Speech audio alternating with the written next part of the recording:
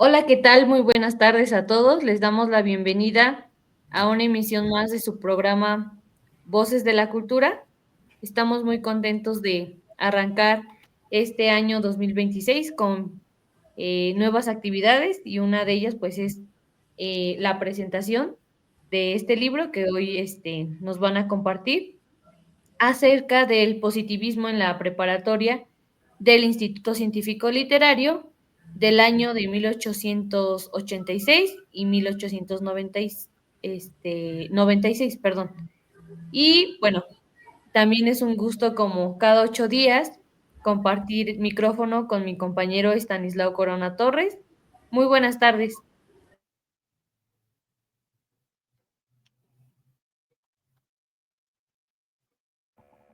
¿Qué tal, Marcia? ¿Cómo estás? Muy buenas tardes. La verdad que da mucho gusto nuevamente estar en un programa más de Voces de la Cultura y sobre todo pues compartiendo presentaciones de libros. Ya tuvimos la semana pasada el primero, ya tenemos varios ahí en puerta. Entonces toca el turno ahora de este libro que lleva por título El positivismo en la preparatoria del Instituto Científico y Literario, que ya tú dabas el tema, pero pues vamos a presentar a nuestro invitado del día de hoy y a darle la bienvenida al licenciado Marco Antonio Ambrosio Vargas. Él es licenciado en Historia por la Universidad del Estado de México, egresado de la Facultad de Humanidades, por supuesto no faltaba más, que es egresado de la Facultad de Humanidades. Bienvenido, Marco. Muchas gracias, muchas gracias. Y si me lo permiten, me gustaría pues hablar un poquito de tu trayectoria para que la gente que nos ve, que nos escucha, conozca pues tu trabajo que has realizado en torno a la historia. Les comparto que el licenciado Marco Antonio Ambrosio Vargas, como les comentaba, es egresado de la Facultad de Humanidades de la Universidad Autónoma del Estado de México.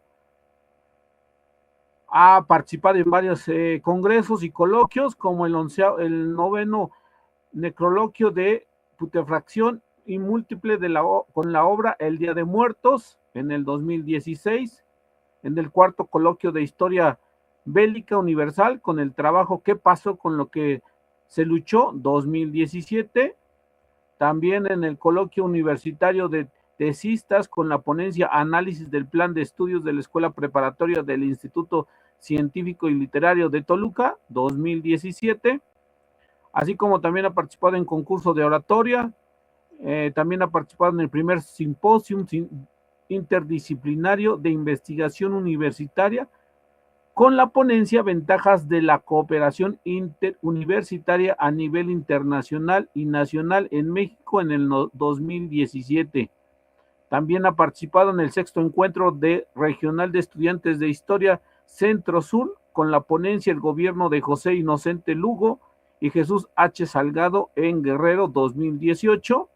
También ha participado en diferentes publicaciones, como por ejemplo, autor del artículo Historia del Ferrocarril en México, publicado en la revista universitaria de la Universidad Autónoma del Estado de México en el 2018, autor del artículo La eugenesia de la primera mitad del siglo XX en México, publicado en la revista Tlametini, Mosaico Humanístico 2020, autor del artículo Importancia de la autonomía universitaria, publicado en la revista Tlamatini, también Mosaico Humanístico en el 2021, autor del artículo Fundación y primeras sedes del Instituto Científico y Literario de Toluca, publicado en la revista Identidad Universitaria en el 2021, también es autor del artículo Importancia de la difusión científica en México, publicado en la revista Polígrafos de la Red de Divulgadores José Antonio Arzate 2022, así como también es coautor del poemario Versos de Insomnio,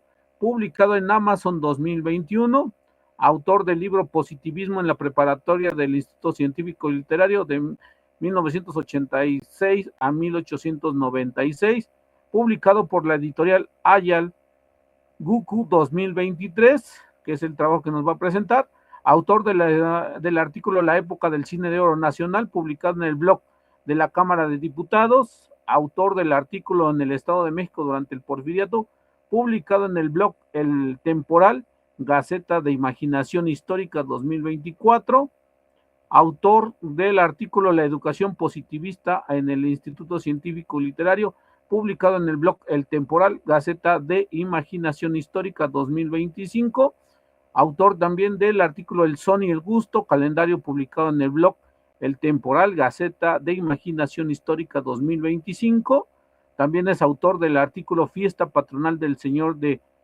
Esquípulas, publicado en el blog del Temporal, Gaceta de Imaginación Histórica 2025, y también es autor del artículo La Educación Positivista, publicado en el libro El Estado del Conocimiento en Guerrero desde la Investigación Educativa 2025. En cuanto a su experiencia profesional, ha sido docente tanto a nivel secundaria, preparatoria en el Centro Universitario Moctezuma. También ha sido docente en la licenciatura de Centros de Estudios Universitarios Tierra Caliente. También ha sido docente en la Escuela Preparatoria Oficial del Estado de México número 78 y también es miembro del Padrón Estatal de Docentes e Investigadores de Guerrero 2023-2026 y también es miembro del Ateneo Nacional de la Juventud. ¿Quién no recordar al Ateneo de la Juventud? Y pues nuevamente te damos la bienvenida a tu programa Voces de la Cultura, que se trata de eso precisamente, darle difusión a los trabajos de investigación histórica, cultural y todo lo que tenga que ver con los temas que nos atañen pues, a los historiadores y a los no historiadores. Bienvenido, Marco, y adelante con esta presentación.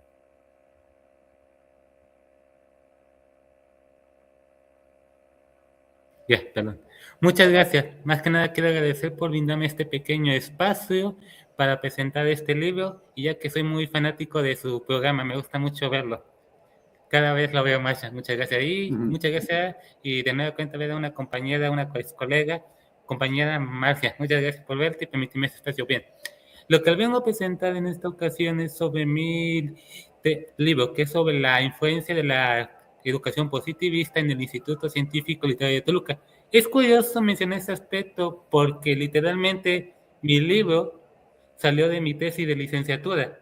Fue algo curioso porque estamos hablando de que mi tesis de licenciatura se convirtió en mi libro, que fue un proceso un poco curioso, pero eso es para otra historia. ¿De qué nos habla? Más que nada, es curioso mencionar porque hablar de positivismo es algo curioso, porque en el ámbito educativo, desde mi perspectiva, hablar del positivismo es como, ¿qué es el positivismo? ¿Bajo qué reglas se eligen? ¿Bajo qué aspecto hay que tomar positivismo? ¿Qué es el positivismo para empezar? Fue uno de los dilemas que me llamó mucho la atención para empezar mi investigación de la licenciatura. ¿Qué es el positivismo? ¿Con qué se come el positivismo?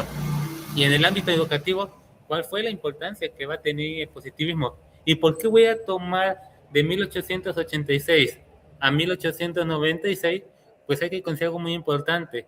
Hay que irnos un poquito a nuestras clases de historia que íbamos desde primaria, secundaria y preparatoria. En ese momento estaba conocido el periodo que se conoce peculiarmente como el Porfiriato. Esa etapa donde todo dice que fue a paz, orden y progreso. Que es interesante ese dilema. Paz, orden y progreso fue el dilema que va dirigida al Porfiriato, que es un dilema, que es una frase, herencia de la educación de la corriente positivista.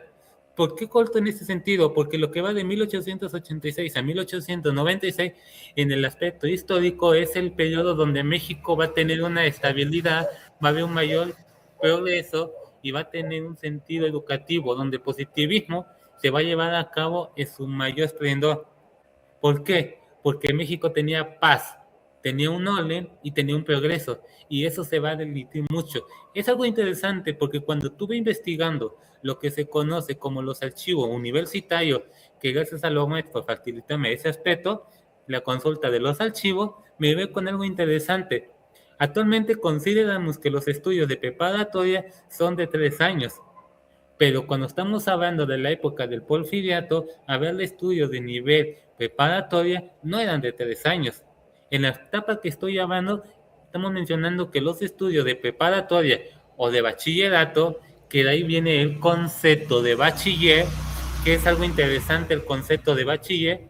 Peculiarmente los conceptos los estudios peculiarmente eran de 4 años, que posteriormente se van a modificar a 5 años y van a ir cambiando hasta 6 años que van a hacer. Pero, ¿qué estamos hablando? De que la educación positivista no es como, digamos, memorización, y los estudios de bachillerato, que es el término más adecuado para manejar ese aspecto, eran de 4 años. En el aspecto que yo estoy analizando, en el aspecto que yo me estoy enfocando, en el periodo que yo estoy estudiando, son de 4 años. ¿Y qué es lo interesante de esto? Que una persona que salía de los estudios de preparatoria o de bachiller era una persona capaz de ejercer cualquier oficio.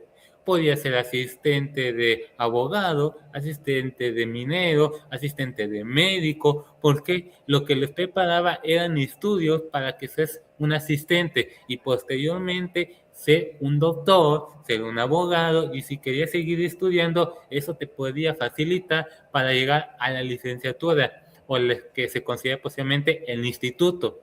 ¿Qué es una persona de bachiller? Una persona de bachiller, que sería el término adecuado, es aquella persona que está preparándote o que te prepara para el nivel superior. Eso significaba en ese momento el concepto de preparatoria, prepararte para el nivel superior, prepararte para una licenciatura, prepararte para la educación superior. Ese es el concepto que se venía manejando del concepto de preparatoria, prepararte para un estudios superiores. Ese era el concepto más adecuado que se tenía sobre lo que viene siendo las preparatorias. Pero es algo interesante porque mientras estaba estudiando lo que se viene considerando los documentos, me topé algo interesante, que cuando el Instituto Científico Literario de Toluca, estamos hablando de la mayor institución, el abuelo, el antecedente inmediato de la Universidad Autónoma del Estado de México, y estamos hablando de que hay documentos escritos, ¿qué es lo que habla? Nos imaginamos que ahorita la UAMEX es la máxima casa de estudio, contiene todo lo de curso a nivel federal,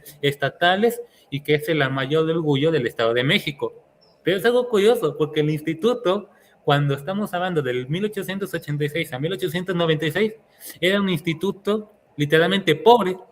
¿Por qué? Porque los directivos en el instituto le debía al panadero, le debía al carnicero, le debía a todos los que le surtían despensa. Literalmente estamos hablando de que el instituto, su preparatoria, era un instituto pobre porque no tenía presupuesto estatal, le debían a medio mundo y los alumnos no tenían con qué solventarlo. ¿Qué es lo que hacían? Algo muy sencillo y algo me llama mucho la atención, es que los alumnos literalmente iban con los diferentes comerciantes, y ¿qué es lo que decían? Venimos como pidiendo posada, venimos solicitando su apoyo para que nos proporcione alimento para el sustento del instituto. Iban comerciante por comerciante, tocando puerta por puerta. ¿Para qué? Para que él les proporcionara lo que era de su agrado. Que me querías que con los verduleros, que dame fruta, dame verdura, que con el de la leche, que con el panadero, que con todos los comerciantes iban literalmente solicitando alimento, porque literalmente el instituto estaba en bancarrota, no tenía dinero. Y esa es una de las peticiones que hacía mucho el director al gobernador. Solicitamos, y ahí están los informes, que es algo interesante, y eso lo menciono en mi libro. Solicitamos el apoyo por parte del gobernador para el sustento y pagar las deudas que le tenemos a todos los comerciantes. El panadero ya no nos quiere fiar pan porque ya le debemos tanto. El lechero ya no nos quiere dar leche porque ya le debemos. La verdulería ya no nos quiere fiar porque ya le debemos. Ya están empezando a decomisar algunas cosas si no les damos una fecha de pago. Literalmente amenazaron a la institución de que si no les pagaban, iban a empezar a decomisar objetos de la propia casa de estudio, porque no tenían de dónde solventarlo. Es algo curioso, estamos hablando de que literalmente el instituto, la mayor orgullo de la Universidad Autónoma del Estado de México, no tenía presupuesto para mantener o para darle de comer a los alumnos que vivían dentro de la propia institución. Estás hablando de una bancarrota. Y los maestros, los directivos, solicitaban al gobernador que le diera dinero para pagar la deuda, porque si no, sus acreedores iban a empezar a embargar a la institución. porque debía demasiado. ¿Y qué es lo que hacían los alumnos? Literalmente se iban de las noches o se iban a mediodía terminando sus casas a solicitar literalmente misericordia a los comerciantes. Necesitamos que nos apoyen con alimentos, necesitamos que nos apoyen con comida, porque literalmente la institución no tiene nada para solventarnos. Es algo curioso en ese sentido y es una reclama que se va a hacer, porque si hemos visitado los museos de la Universidad Autónoma del Estado de México, todo lo que tiene actualmente, todo lo que hay en ese momento el Instituto Científico Literario, no lo consiguió literalmente porque lo haya apoyado el gobernador. Y eso lo mencionan mucho los informes. Todo lo que consiguió fueron por donaciones de exalumnos que ocuparon puestos de gobierno, por exalumnos que se preocuparon, que sabían las necesidades que tenía la institución, y fueron gracias a ellos que literalmente el instituto se hizo de equipo meteorológico, se hizo de libros, se hizo de todo lo que tenía gracias a los donaciones que hacían. Y eso lo menciona literalmente el director, los maestros, en su informe que tenían que rendirle al gobernador. Damos las gracias al ciudadano por estas donaciones. Damos las gracias por donarnos estos libros. Literalmente se puede decir que el instituto se hizo de equipo gracias a las donaciones que daban aquellos ciudadanos que veían en el instituto una escuela. Es algo interesante porque el instituto era una escuela del pueblo y para el pueblo, porque era exclusivamente para los ciudadanos del Estado de México, del antiguo Estado de México. Era para aquellos que no querían mandar sus hijos a la Ciudad de México, se creó esa institución para poder educarlos ahí, para los hijos de los toluqueños, para los toluqueños. Y obviamente como eran sus hijos, iban a apoyar para la educación de los futuros gobernantes de la entidad mexiquense. Ese era el fin. Vamos a apoyar a los futuros gobernantes de la entidad mexiquense, que es algo curioso. Por eso es uno de los fines que va a tener, por eso fue tan admitido y por eso recibió mucho apoyo, porque ese instituto le veía un gran futuro. Ahí lo mencionan. Todos los donativos que tuvo el instituto fue con ese fin, porque era un instituto creado literalmente para los toluqueños, para los mexiquenses, y que tenía que apoyar a los propios mexiquenses. Es algo curioso esa parte de cómo lo mencionan. Por eso fue muy asimilado, muy bien recibido en esa institución. ¿Y qué es lo que llama mucho la atención en el plan de estudio? Que no se tenía un plan de estudio muy claro. En el de 1886 a 1896, que fue el corte que realicé para mi investigación, estoy retomando un plan de estudio un poco más estable, porque en eso de lo que duró el porfiriato y la corriente positivista, estamos hablando de que literalmente se hicieron como 10, 15 modificaciones a los planes de estudio. Obviamente partiendo del plan de estudio de la Escuela Nacional Preparatoria, que era la base de todo lo que dijía. Y a partir de ahí va a surgir todos los planes de estudio. Además, el instituto, hay que considerar algo muy importante, el instituto va a empezar a ser reconocido, además de que el instituto va a ser empezado, algo interesante, y esto me lo encontré en varios informes, que a partir de que el instituto fue reconocido como uno de los mejores institutos a nivel nacional, fue lo que va a ocasionar que empiecen a invertir una gran cantidad de dinero, porque durante el porfiriato se hicieron varios institutos. El primero de ellos va a ser el de Oaxaca, luego va a surgir uno del Estado de México, pero surgieron varios institutos que posteriormente van a dar origen a las universidades. Pero uno de los institutos que se colocó como de los mejores a nivel nacional, a pesar de la escasez de material, de equipo y de libros que se tenía, fue el Instituto Científico y Literario de Toluca. Y a partir de ese momento que vieron que el instituto, con muy poco presupuesto, con muy poco equipo, con muy poco de todo, lograba hacer lo mejor, fue en cuando dijeron, vamos a empezar a apoyarlo. Fue cuando empezaron a proporcionarle los equipos, el material, todo lo que necesitaba. Ya no venía por donaciones, sino que literalmente empezó a invertirle el gobernador. liquidaron todas las deudas y le daban un presupuesto estatal destinado año con año para mantener al instituto, para que los alumnos ya no se tuvieran que preocupar por el sustento. Al principio no tenían eso, posteriormente va a decidir por qué.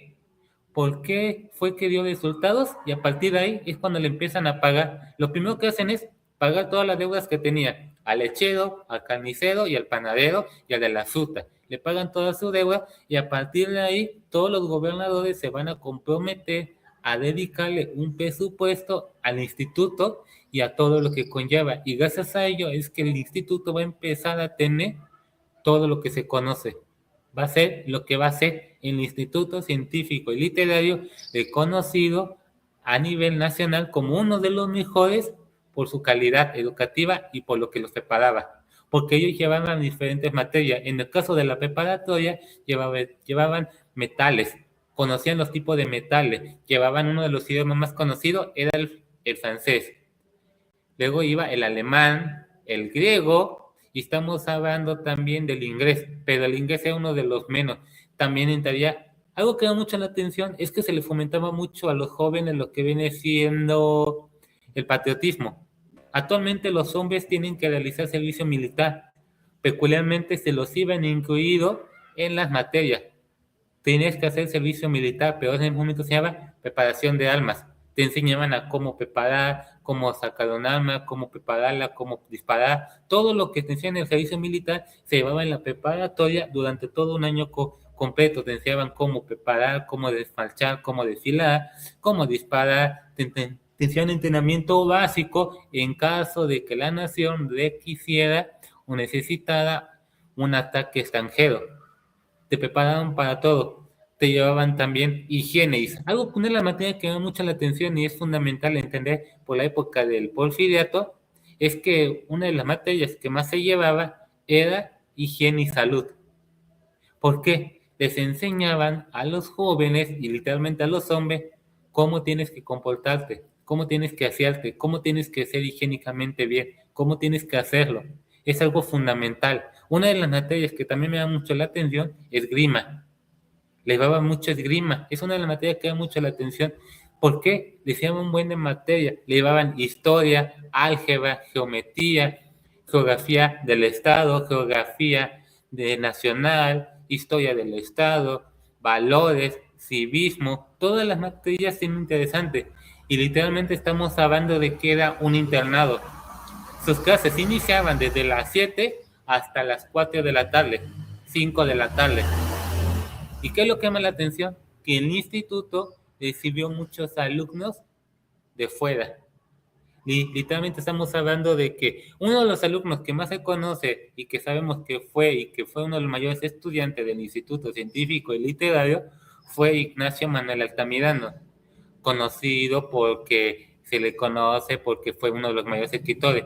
Fue uno de los alumnos que estuvo, o se puede considerar, que algo de lo que da mucho la atención es que estuvo muy interesante en ese aspecto, pero algo que me llama mucho la atención y que fue fundamental es que muchos presidentes, gobernadores que literalmente gobernaron la identidad y el país estudiaron en el instituto, que posteriormente se le va a cambiar. El Instituto Científico Literario literalmente fue algo fundamental que va a cambiar la vida de todo, porque muchos no querían mandar sus hijos a la Ciudad de México. ¿Y qué fue lo que hicieron? Mandarlos a estudiar y solicitar una institución.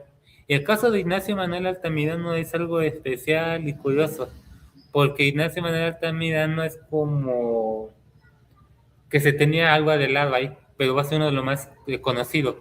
Uno de los grandes maestros que estuvo ahí fue Ignacio Ramírez, el nigromante. Fue uno de los que dio clases en esa parte. Fue muchos maestros lo que pasaron y se considera que gracias a la calidad académica, a la calidad de los maestros, fue que el instituto logró ser lo que se colocó. Todo eso es algo fundamental, porque eso se va a ver reflejado en la educación positivista, porque lo que salían de ahí no es decir, ya salí de la preparatoria, decir, yo soy egresado de la preparatoria del Instituto Científico y Literario era un orgullo, porque era una persona que en cualquier puesto que tú lo pusieras, era capaz de desarrollarlo. Si era médico, asistente de médico, sabía lo que iba a hacer. Si era asistente de abogado, sabía lo que iba a hacer. Cualquier trabajo que tú le pusieras en cualquier actividad, ellos sabían, porque ser egresado de la preparatoria del Instituto Científico Literario era un prestigio en ese momento, porque su calidad académica lo va a distinguir. Hablar del instituto era hablar de calidad educativa. Estamos hablando de una calidad exclusivamente para hombres, que como todos los jóvenes se las ingeniaban. Muchas de las tradiciones que actualmente se conocen de la UAMEX tienen sus antecedentes, directamente, eso es una parte que no mencioné tanto, pero que sí me topé con la investigación, tiene sus antecedentes un poquito remotos a lo que viene siendo las tradiciones que realizaban los alumnos del antiguo Instituto Científico Literario, hablando de una educación positivista, hablando de una educación rígida, hablando de una educación muy buena. Calidad se refiere al instituto. Y tal fue el dilema que muchos maestros del instituto iban a estudiar a la Escuela Nacional Preparatoria. Y muchos maestros de la Escuela Nacional Preparatoria, que fue la base del positivismo mexicano, se venían a estudiar o venían a complementarse en el Instituto Científico Literario. Era un intercambio de maestros. Tú te vas a la Escuela Nacional Preparatoria, tú te vienes para acá. Quería mejorar la calidad educativa. Querían que sus alumnos fueran capaces de realizar cualquier actividad. Por eso se consideró el instituto como uno de los mejores a nivel nacional. Y a partir de ahí fue donde se le empezó a dar ese prestigio. Hablar del instituto y hablar de su preparatoria, no importa qué es lo que se hiciera. Si el alumno quería seguir estudiando en el propio instituto, tú sigues estudiando para que seas una persona, pero de una calidad educativa que se nota en sus materias. Te enseñaban de todo lo que te puedes imaginar, porque querían que sus alumnos fueran capaces de desarrollarse en cualquier ámbito, académico, en el ámbito gubernamental, en las empresas, en cualquier ámbito que tú lo pusieras, sus alumnos serían capaces de desarrollar esas cualidades que distinguían al Instituto Científico y Literario. Y mucho de su lema, que actualmente conocemos de la Universidad Autónoma del Estado de México, tiene su antecedente inmediato del instituto, que ese instituto tiene su antecedente inmediato de la educación o de la corriente positivista, que tuvo mucho que ver en todo el aspecto de la educación. Fue casi el pilar, el conocimiento de lo que actualmente va a ser la Universidad Autónoma del Estado de México. Hablar de educación positivista es hablar de prestigio del instituto, de prestigio de la universidad y de prestigio de todo. Eso va a ser lo que va a colocar al instituto por encima de todo, su calidad, su plan de estudio. Que de 1886 a 1896 ese plan de estudio un poco más o menos algo estable, porque sus materias fue curiosa y se llevaban de todas las materias. Que estamos hablando que es una educación exclusivamente para los hombres, hay que tomarlo en cuenta. Hablando de los informes que daban los maestros, estamos hablando de que era una educación exclusivamente para los hombres. No había ninguna mujer en el instituto y mucho menos en la preparatoria. Toda era una educación exclusivamente para los hombres, nada de mujeres. Y es algo curioso en ese sentido, por eso muchas de sus costumbres se van a ir modificando. Es algo curioso porque la educación positivista se tiene mucho y eran grupos muy reducidos. Y estamos hablando de los informes y eso lo pueden notar los maestros en sus informes que les hacían. ¿Por qué? Porque el ciclo escolar, como actualmente se conoce, no iniciaba como ahorita, sino que iniciaba mucho antes. Y los alumnos que vivían en el instituto era un internado. Literalmente, vivir en la preparatoria del instituto era vivir en un internado. A menos que fueras originario o algo de ahí, te podías ir los fines de semana a tu casa y regresabas el lunes. Pero los que vivían o venían de lugares más lejos, se quedaban todos los días en el instituto. Como en unos casos, el instituto, con tal de apoyar a sus estudiantes, lo que le hacían es: vamos a apoyarte, pero tú vas a apoyar en la institución educativa. ¿En qué aspecto? Vas a dedicarte a la cocina, vas a ayudar a la de la cocina, vas a ayudar en la limpieza, vas a ayudar en la biblioteca, vas a trabajar dentro del instituto para poder ganarte el sustento, porque se tenía que pagar algo por el estilo. Para que tú pagues tu comida, tienes que trabajar por ella. ¿Qué es lo que quieres hacer? ¿Dedicarte a qué? ¿A trabajar en la cocina? Puedes dedicarte en la cocina. ¿Quieres dedicarte a trabajar en la biblioteca? A dedicarte a la biblioteca. ¿Quieres dedicarte a la limpieza? Vas a trabajar en la limpieza. Pero vas a trabajar para mantener tu sustento. Hay muchos casos así, muchos alumnos, muchos informes, donde los quedan del lugar de lo que estamos hablando del antiguo Estado de México, eran de lugares muy lejanos, literalmente estamos hablando de que venían y decían, queremos ayudarnos, pero como no podían pagarlo, vamos a darte trabajo dentro de la propia institución. Uno de los casos más sonados es el de Ignacio Manuel Altamirano, que fue algo interesante ese aspecto, pero eso fue como muy antecedente de que literalmente, de que estuvo ayudando o estuvo trabajando en la biblioteca de la preparatoria del instituto. Estuvo trabajando para poder sustentar, porque ir a la educación, ir al instituto, ir a la prepa, era algo costoso. No todo el mundo podía hacer una educación, pero como el instituto tenía que sacar a toda la entidad mexiquense, tenía que sacar literalmente una convocatoria donde te decía cuáles eran los requisitos para poder entrar al instituto financiado por el propio Estado, porque los alumnos que iban por parte del Estado, el Estado te cubría una parte de tus gastos, pero tú tenías que cubrir la otra parte, y la otra parte era trabajando. Se escogía solamente un alumno por cada municipio. Un alumno tenía que ser, por cada municipalidad, solamente podía ir un alumno que lo iba a pagar el propio Estado.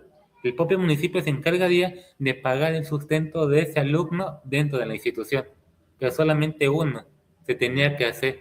Y para poder elegir se tenía que hacer como una fase, una serie de pasos, una serie de descalificaciones, y se tenía que escoger. Es algo curioso ese aspecto, porque solamente uno por cada municipio que podía pagarlo. Y eso, si el municipio podía solventarlo, porque el municipio se encargaría de pagar la educación o parte de la educación del alumno lo que durara sus estudios.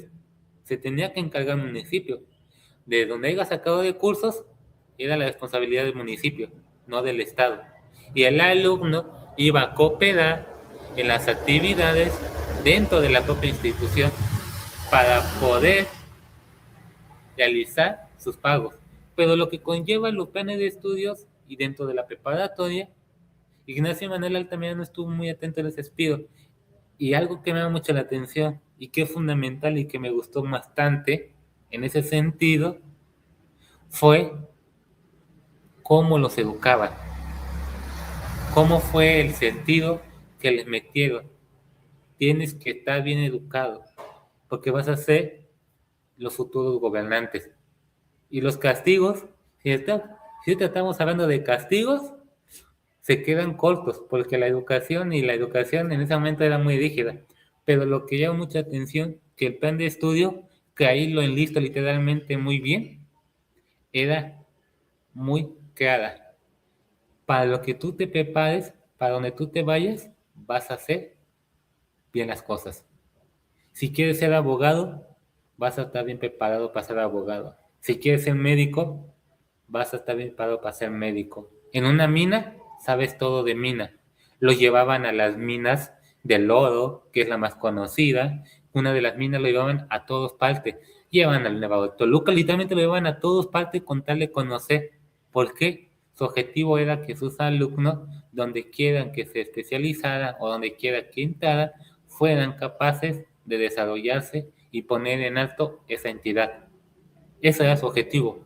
Por eso, por varias veces, el instituto fue colocado como uno de los mejores a nivel nacional.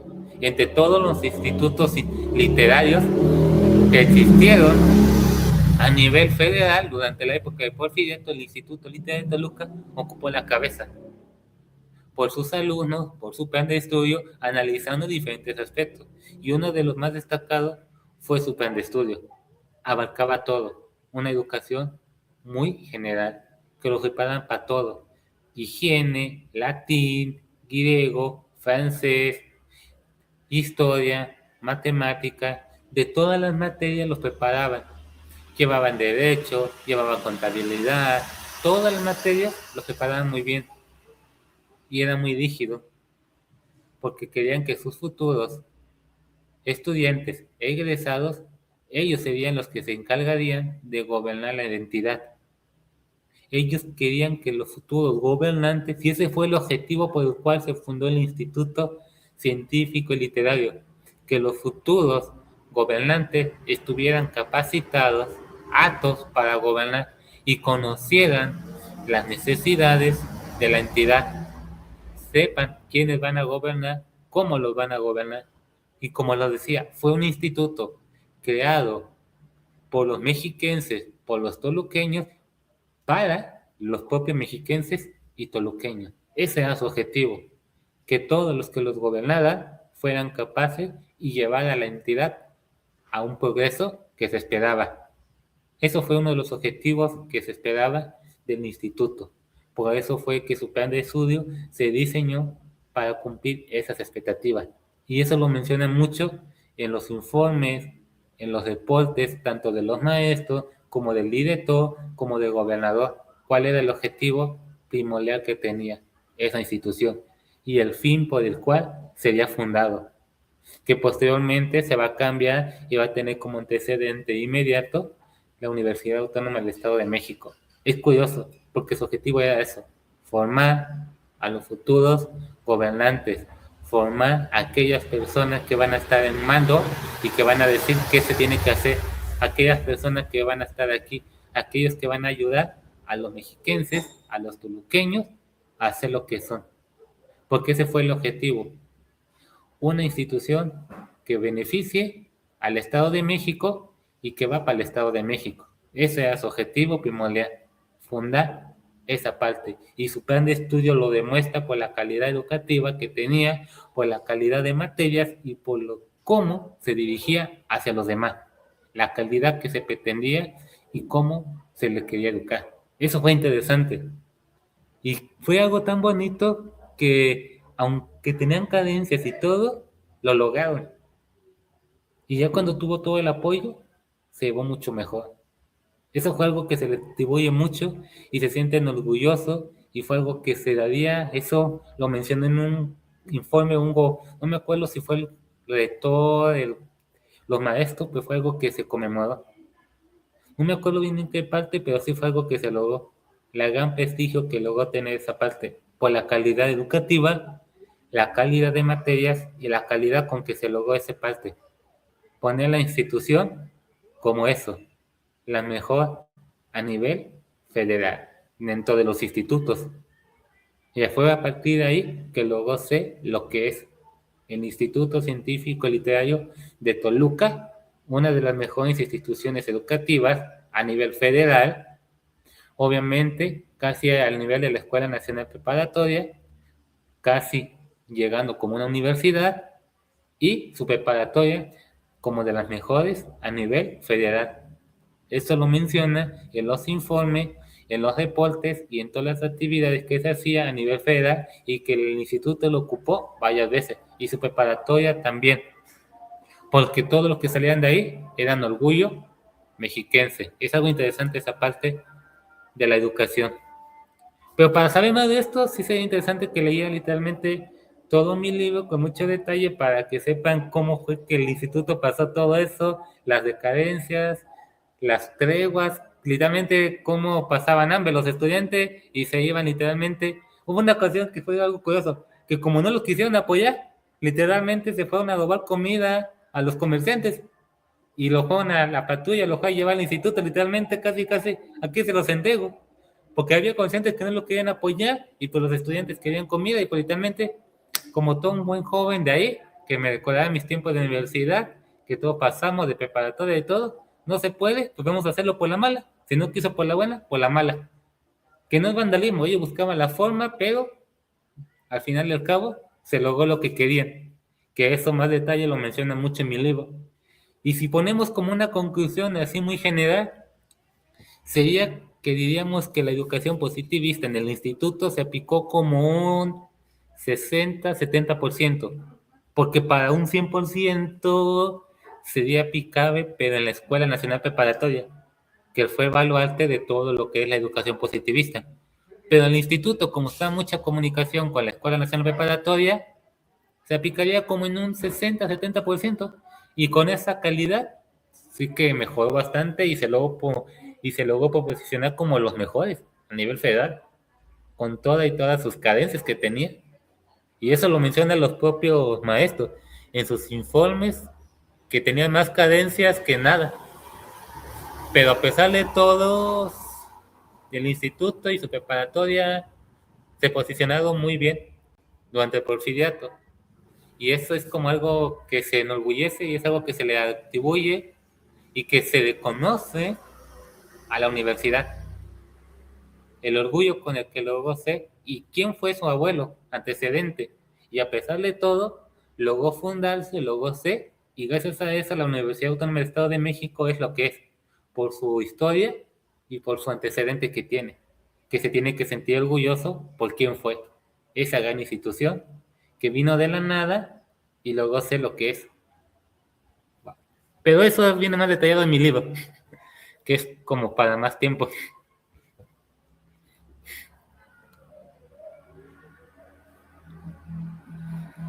Tiene apagado su micro, si quería decir algo. Sí, pues sí, Marco Antonio, la verdad que es precisamente un preámbulo a lo que viene siendo tu libro. La verdad que el conocer un poquito sobre la educación preparatoria en el Estado de México es precisamente adentrarse a este proceso de la educación positivista en el Estado de México y viendo un poquito incluso las materias que llevaban en aquel momento. Ahora entendemos esa capacidad intelectual de muchos de los que estuvieron ahí. Grandes escritores, como bien mencionas, Altamirano, uno de ellos, exponentes a nivel nacional de la narrativa, ¿no?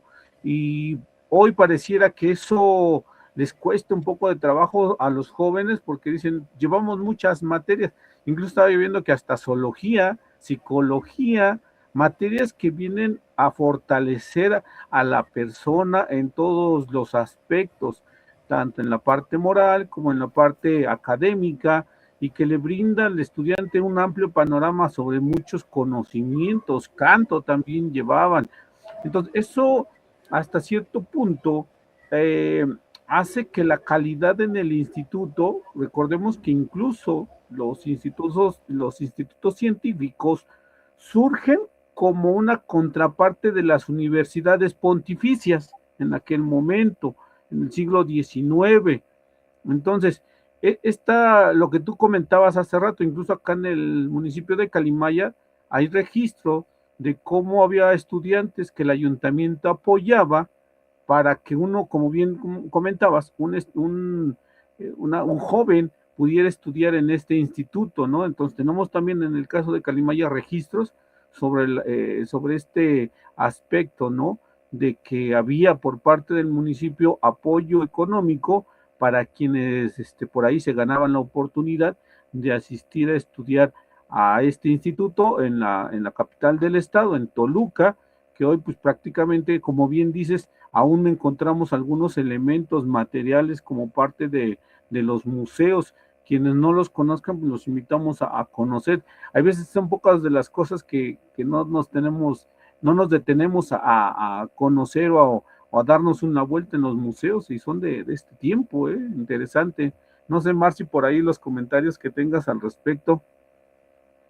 Pues sí, la verdad que muchas felicidades por la explicación, como bien nos menciona Marco, pues la verdad que el extenso contenido de su libro, pues sí, amerita leerlo, porque pues como ya menciona, ahorita nada más nos dio como un esbozo general de lo que trata y los invitamos a que pues lo adquieran. Y la verdad que es interesante, ¿no? Porque da un panorama general de esta cuestión que nos menciona sobre el positivismo, ¿no? O sea, un contexto histórico y general de cómo surgió, ¿no? El positivismo aquí. Después, posteriormente, también aborda referente a la creación de estos institutos científicos y literarios, y posteriormente ya en un tercer capítulo, pues ya aborda propiamente, ¿no?, la creación del Instituto Científico y Literario de Toluca, y es bastante interesante, ¿no?, también conocer. A mí me gustaría un poquito que nos hablara y que la audiencia conociera un poco más de estas fuentes, ¿no?, que también, como bien menciona mi compañero Estanislao, que a lo mejor podemos encontrar en los museos universitarios, pero también existe el archivo histórico universitario. Entonces me imagino que Marco pues trabajó, ¿no?, dentro de su investigación en este tipo de archivos, y pues me gustaría que nos platicara un poquito de qué fuentes consultó, ¿no? Por ejemplo, nos decía planes de estudio, sobre las materias, ¿no? Entonces, a ver si nos puede comentar un poquito. Algo curioso porque algo que le agradezco mucho y que sí se le tiene que reconocer a la universidad en ese aspecto es que tiene su archivo universitario, está muy bien organizado y muy bien digitalizado. Estamos hablando de que es el archivo que en lo particular me gustó bastante consultar. Está digitalizado, me ha facilitado mucho en ese aspecto y está muy bien. Para yo poder realizar todo esto, me basé mucho en lo que se considera los informes de los maestros. En los informes de los maestros que se dirige al director y literalmente del director que se hace al gobernador, porque son informes que recién estamos hablando de el director que hace un informe sobre qué materias se llevaron en primer año, segundo año, tercer año. Y en los informes de los maestros está hablando en mi materia, literalmente estamos hablando de mi materia de alemán, francés. La materia de francés se llevó este libro. De este libro estamos hablando de que la importancia que tiene esto, la forma de evaluar, cuántos alumnos pasaron, cuántos reprobaron, por qué pasaron, por qué reprobaron, cuánto fue un examen, por qué esto, por qué aquello, cuál fue el método, cuál fue el objetivo, por qué se pretendió esto. Todo eso se encuentra interesante porque algo que sí le reconozco a la universidad, y es algo que me da mucha atención, que el archivo de la Universidad de la UAMEX, su archivo universitario, está muy bien organizado, la neta. Está muy factible y lo tienes tanto en digital como en físico. Si el archivo no se encuentra o no lo puedes ver bien en digital, te facilitan bastante para que lo puedas ver en físico. Es uno de los archivos que en lo particular veo que sí le han puesto mucho empeño. En ese periodo que yo estudié, sí lo tienen muy bien digitalizado, muy bien cuidado, muy bien organizado. Ahí estás para que te tengas un buen rato, la neta. Es de los archivos que en lo particular considero que sí lo tienen muy bien. Para el área de estudio que me dediqué y los años que abarqué, mi respeto en este aspecto, porque sí lo tienen muy bien organizado. Y si no lo puedes consultar o no se puede ver bien en digital, te lo prestan para que lo puedas ver en físico. Pero yo para hacer todo eso literalmente me basé en todos los informes de los maestros, desde el 86, 87, 88, 89, 90 hasta el 96. Se hacía un informe tanto de inicio de año como de fin de año. En inicio de año se decía cuántos alumnos se tenían inscrito y luego se hacía al final de ciclo cuántos alumnos estaban inscritos, cuánto entraron posteriormente de iniciar el ciclo escolar, cuántos de esos terminaron, cuántos de esos alumnos cumplían las cualidades, cuántos de esos alumnos no cumplían las cualidades, cuántos de esos alumnos tenían que volver a recursar la materia, y también en los informes se mencionaba qué materia o qué libro era recomendable que se adquiriera para el siguiente ciclo escolar. Porque siempre se hacía a final del ciclo escolar un informe sobre los libros, el material que se requería para poder realizar sus actividades. Necesito este libro de este autor porque me sirve para esta parte que se va a hacer fundamental. Necesito este material, este equipo porque es fundamental para la materia, pero ¿por qué lo necesita? Tienes que justificármelo. Y esa justificación se le entrega al director y el director lo entrega directamente al gobernador. Siguiendo lo que es, primero lo hace el maestro, se lo entrega al director, el director tiene que consultarlo con el consejo, con el comité, se entrega al director. Y ya que se tiene todo eso, se entrega al gobernador y el gobernador decide si sí o no se autoriza esa parte del equipo y cuánto se le va a destinar para el equipo.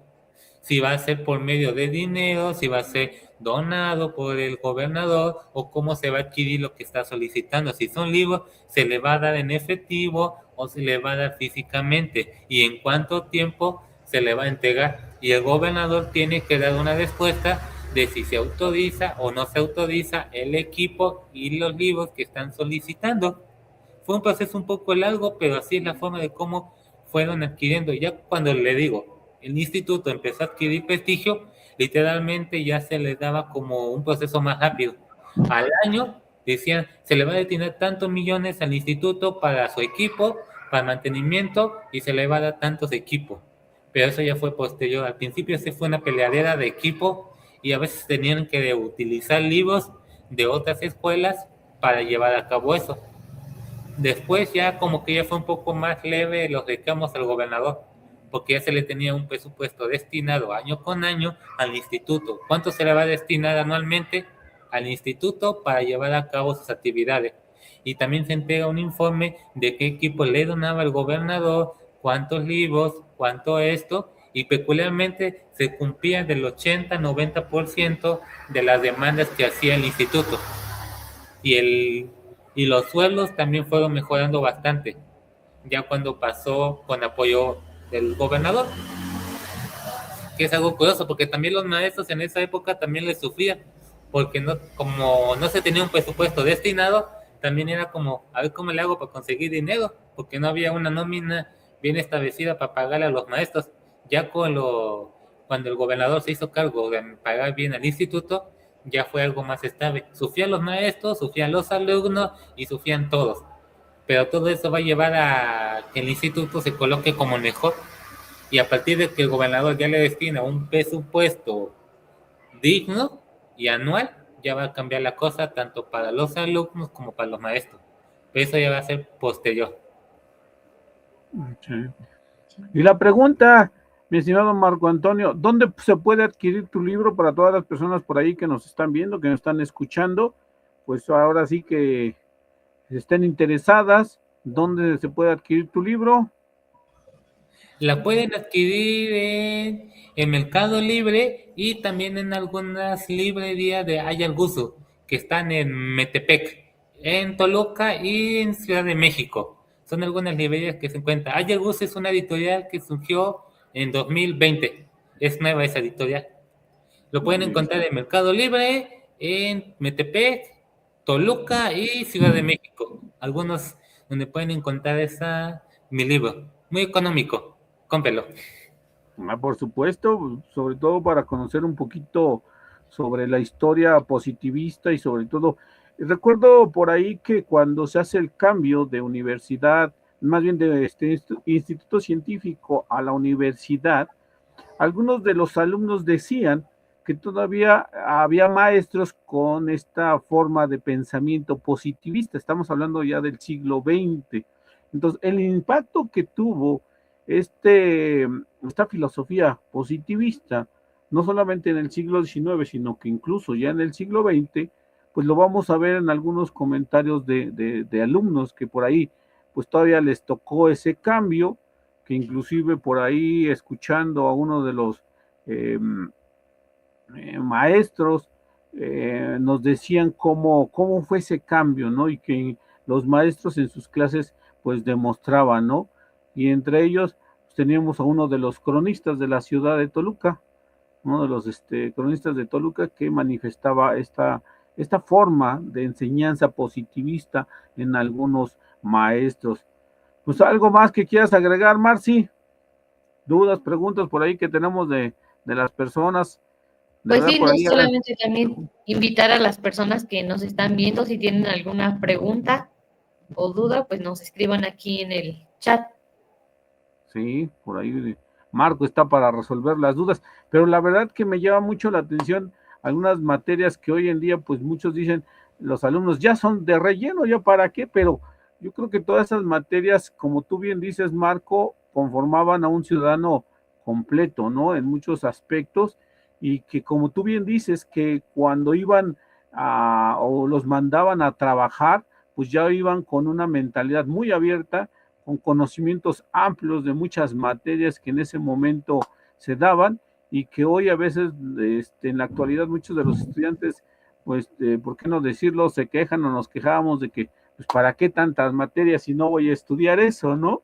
Entonces yo creo que es un buen ejemplo para que la gente y los jóvenes vean que en aquel momento, pues por eso tenemos esos personajes de esta altura, ¿no? Y que en ocasiones podemos apreciar todavía sus esculturas, pues en la universidad, principalmente pues en lo que conocemos como aquí en el centro de Toluca, en Rectoría, pues ahí están algunos de estos próceres de la historia del Instituto Científico, y que la gente pues desconoce mucho de su historia.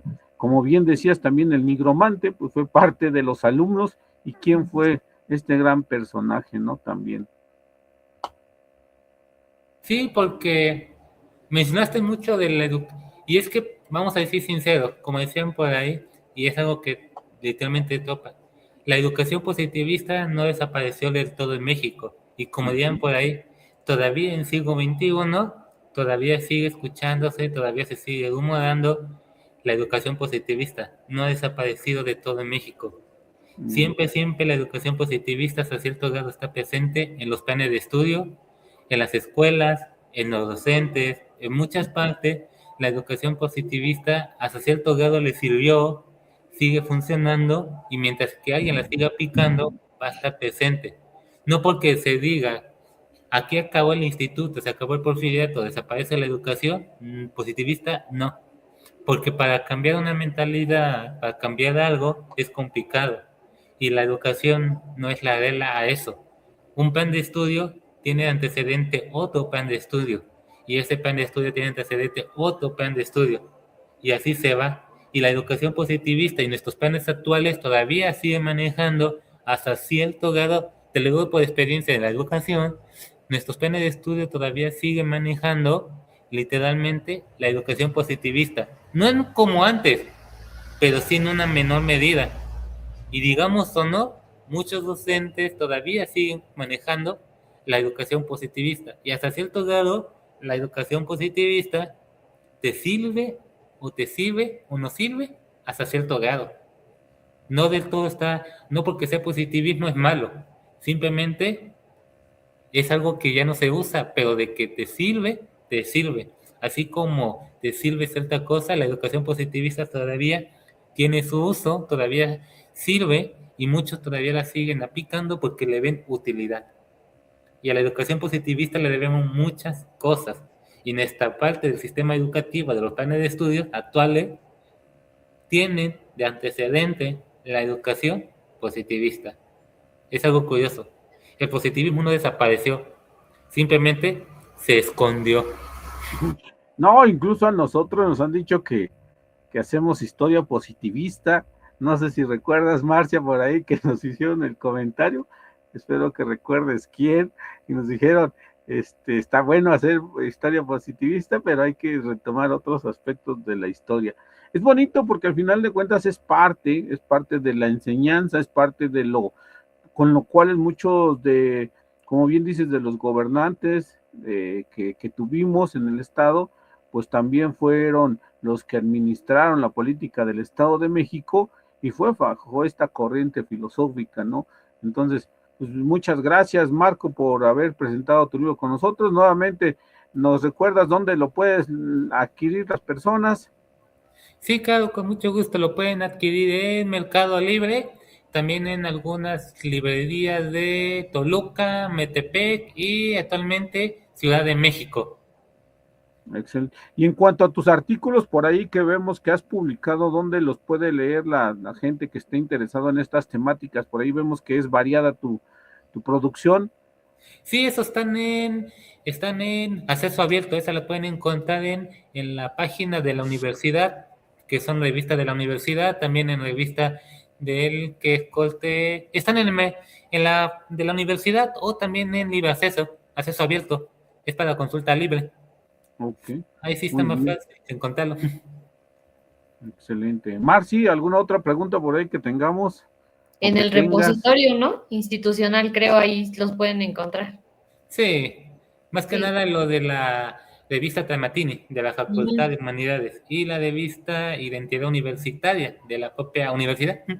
Ujú. Ahí están, interesantes. Excelente. ¿No tenemos por ahí comentarios, Marci? No, creo que no. Hasta Sí, ahorita bueno, no.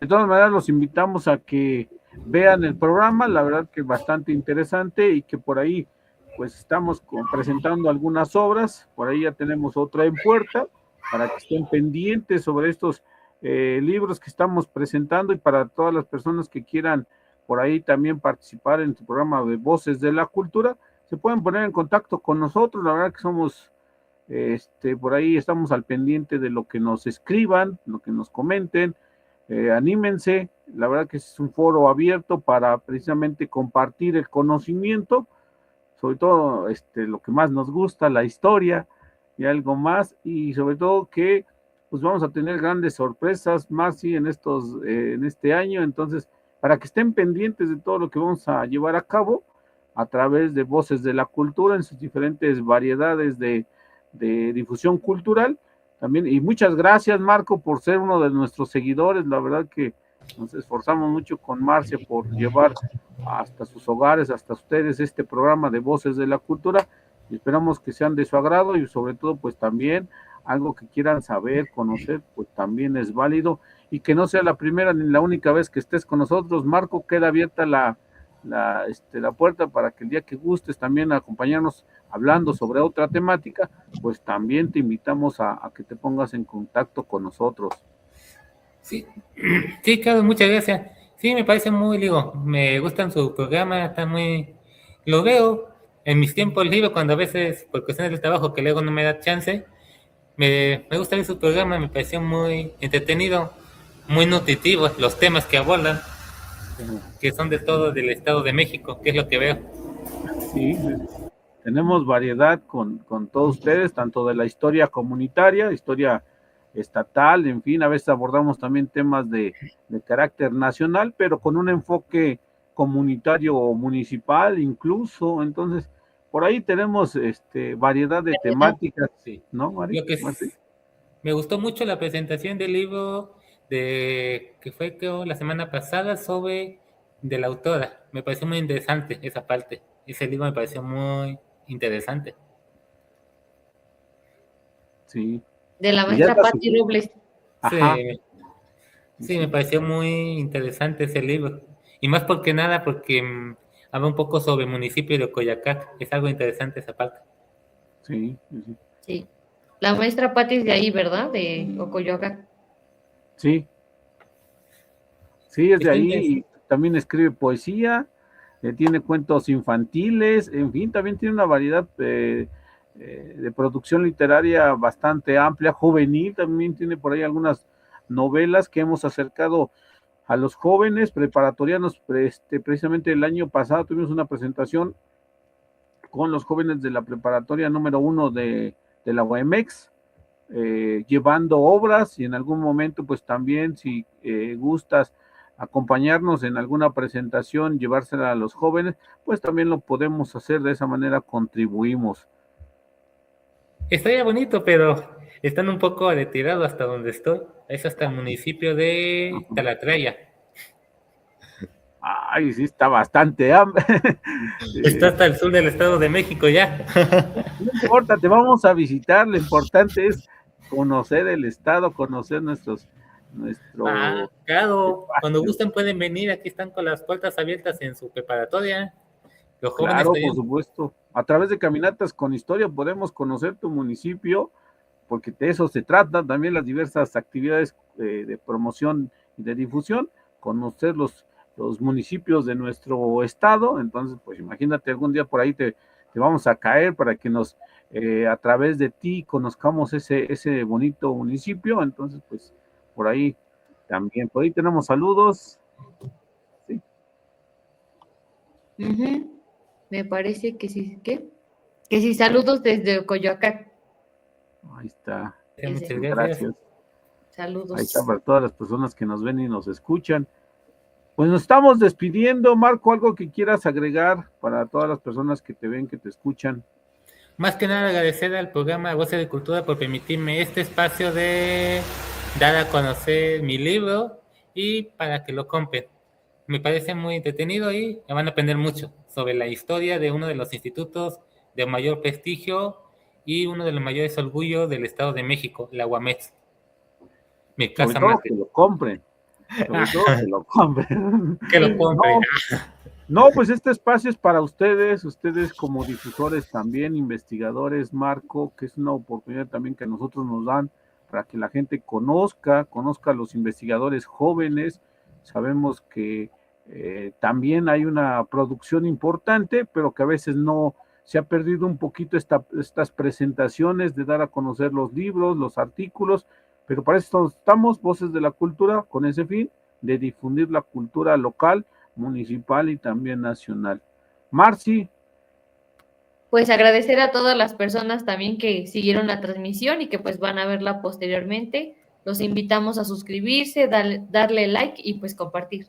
Y pues nos vemos la próxima semana. Pues muchas gracias, nos vemos la próxima con otra presentación. Que tengan una excelente tarde, noche, ya. Hasta la próxima. Hasta la próxima. Hasta la próxima.